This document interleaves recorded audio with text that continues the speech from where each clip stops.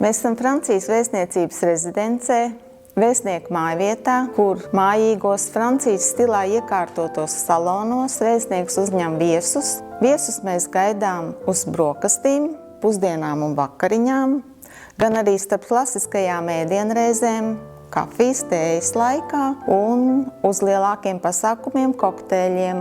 Lielākais viesu skaits uz kokteļiem mums ir bijis ap 500.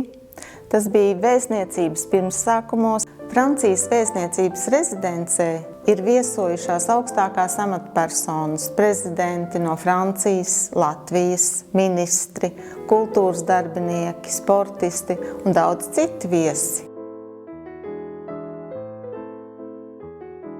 Nākot uz Francijas rezidences vakariņām, jums ir jāzina, ka mēs jūs gaidīsim ar glāzi franču šampanieša, pēc tam aicināsim pie galda uz 4 dažādiem ēdieniem, pēc kuriem sekos kafija un digestīvs.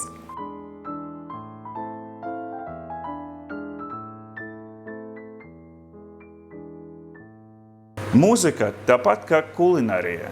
Ja jūs nezināt bāzē, un bāzē ir šoreiz, un visai pasaulē tas jau zināms ļoti ilgus gadus, ka tas ir franču virtuve, tāpat kā muzikālas skola.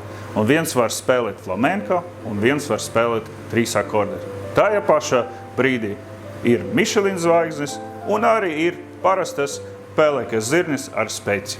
Nesen man izdevās uzgatavot ļoti labu ēdienu nosaukums, kuram ir pot-au-feu.